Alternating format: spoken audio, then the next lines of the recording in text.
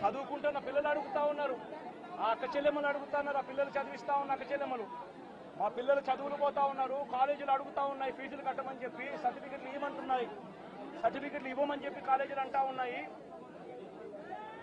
2 క్వార్టర్లు 2 త్రైమాసికాలకు సంబంధించి విద్యా దీవెన ఇవ్వడం లేదు, ఎందుకు ఇవ్వలేదు అని, వసతి దీవెన ఎందుకు ఇవ్వడం లేదు అని చెప్పి తల్లులు అడుగుతా ఉన్నారు, మత్స్యకారులు అడుగుతా ఉన్నారు, మత్స్యకార భరోసా ఏమిటి అని చెప్పి. ఇవన్నిటి నుంచి కూడా చంద్రబాబు నాయుడు ప్రజలను దారి తప్పించేందుకు, ప్రజలెవరూ కూడా ప్రశ్నించే పరిస్థితి రాకూడదు అనే ఉద్దేశంతో ప్రజల్లో భయాందోళన క్రియేట్ చేసే కార్యక్రమంలో భాగంగా ఈ మాదిరిగా దాడులు చేస్తూ, ఈ మాదిరిగా అన్యాయాలు చేస్తూ, ఈ మాదిరిగా తాను దిగజారిన రాజకీయాలు చేస్తా ఉన్నాడు. ఇది నేను ఒకటి హెచ్చరిస్తా ఉన్నా, ఖచ్చితంగా వీటి మీద ప్రొటెస్ట్ జరుగుతుంది. అసెంబ్లీ రోజున, గవర్నర్ ప్రసంగం రోజున ఉభయ సభలను ఉద్దేశించి గవర్నర్ మాట్లాడే ప్రసంగంలో గవర్నర్ను ఖచ్చితంగా నిలదీస్తూ, గవర్నర్ ప్రసంగాన్ని అడ్డు తగులుతూ, గవర్నర్ను ఖచ్చితంగా నిలదీస్తూ వైఎస్ఆర్సీపీ గలం విప్పుతుంది.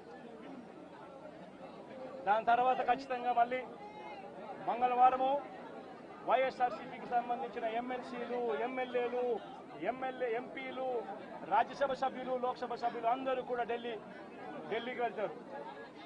వెళ్ళి బుధవారము ఢిల్లీలో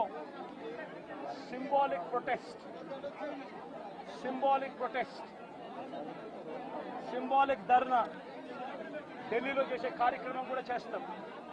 రాష్ట్రంలో జరుగుతూ ఉన్న దాడులు, రాష్ట్రంలో ఉన్న లా అండ్ ఆర్డర్ పరిస్థితులను దేశమంతా కూడా చూసేట్టుగా, దేశమంతా కూడా దీన్ని గమనించి, దేశమంతా కూడా దీన్ని ప్రొటెస్ట్ను వాళ్ళు కూడా ప్రొటెస్ట్ చేసే విధంగా దీన్ని హైలైట్ చేసే కార్యక్రమం చేస్తాం. ప్రధానమంత్రి గారి అపాయింట్మెంట్ ఇప్పటికే అడగడం జరిగింది. అమిత్ షా గారిని ప్రెసిడెంట్ అపాయింట్మెంట్ కూడా అడగడం కూడా జరుగుతుంది. వీళ్ళందరూ కూడా అపాయింట్మెంట్ ఇస్తే వీళ్ళందరినీ కూడా కలిసి వీళ్ళందరికీ కూడా చెప్పే కార్యక్రమం కూడా చేస్తాం. సరే, ఈ ఇష్యూలో మీ చెప్పేటప్పుడు నువ్వు ఫ్లో పోతుంది కదా. నువ్వు ఎంత ఆంధ్రజ్యోతి విలేకరు అయితే మాత్రం మధ్యలో వచ్చి చెప్పడం ధర్మం కాదు కదా. ఏం చెప్తామంటే సీరియస్ గా జరుగుతా ఉన్నప్పుడు ప్రధానమంత్రి అపాయింట్మెంట్ను, హోంమంత్రి అపాయింట్మెంటు, ప్రెసిడెంట్ గారి అపాయింట్మెంటు, వీళ్ళ ముగ్గురు అపాయింట్మెంట్ కూడా అడగడం జరుగుతూ ఉంది. వీళ్ళ ముగ్గురిని కూడా కలిసే కార్యక్రమం కూడా జరుగుతుంది. వాళ్ళ అపాయింట్మెంట్ ఇస్తే వాళ్ళని కూడా కలిసే కార్యక్రమం జరుగుతుంది. జరిగి వీళ్ళందరినీ కూడా రాష్ట్రంలో జరుగుతూ ఉన్న దిగజారిన పరిస్థితులను ఎక్స్ప్లెయిన్ చేసి, రాష్ట్రంలో ప్రెసిడెంట్ రూల్ పెట్టాల్సిన అవసరం ఎంత ఉంది అని చెప్పి కూడా గట్టిగా వాళ్ళ దృష్టికి తీసుకొని పోవడం కూడా జరుగుతుంది. చెప్పమని అడుగుతున్నాను. ప్రధానమైన డిమాండ్ ఈ ఇన్సిడెంట్లో అన్నా, ఇన్సిడెంట్లో ప్రధానమైన డిమాండ్ ఈ ఇన్సిడెంట్లో ప్రధానమైన డిమాండ్ ఒకటేనా, ఆ కుటుంబం ఏం పాపం చేసిందని చెప్పి ఆ కుటుంబంలో ఒక మనిషిని చంపారు.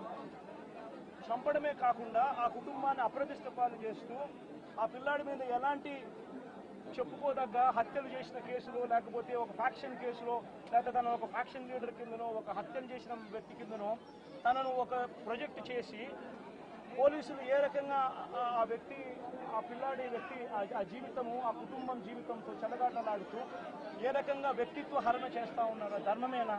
లేకపోతే మీకైనా కానీ ఎవరైనా కూడా ఇదే మాదిరిగా చేసి మీరు హత్య కాబట్టి సింపతైజ్ చేయాల్సింది పోయి సింపతైజ్ చేయకపోగా మీరు హత్య రాజకీయాలు చేసే వాళ్ళు అన్నట్టుగా, మీరు ఫ్యాక్షన్ రాజకీయాల్లో ఉన్నట్టుగా, మీరు ఇంతకు ముందు ఏదో చేశారని చెప్పి తప్పుడు ప్రచారం చేసి, ఆ తప్పుడు ప్రచారంలో భాగంగా మిమ్మల్ని చంపారని చెప్పి మీ మీద చేస్తే మీకు నచ్చుతుందా?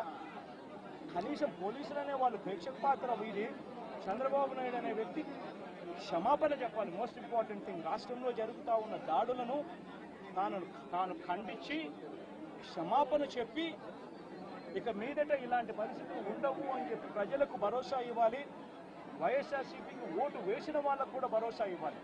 ఎందుకంటే ఈరోజు ముఖ్యమంత్రిగా తాను ఉన్నాడు అని అంటే కేవలం వైఎస్ఆర్సీపీ నుంచి కూడా ఒక 10% ఓట్లు అటువైపున తన మోసానికి అటువైపున నమ్మి అటువైపున పోయిన ఓట్లే కదా. ధర్మంగా అది కదా ఈ మాదిరిగా చేయడం. మొట్టమొదటిసారిగా చంద్రబాబు నాయుడు క్షమాపణ చెప్పాలి. పోలీసులు వాళ్ళ విధులు నిష్పక్షపాతంగా చేసే విధంగా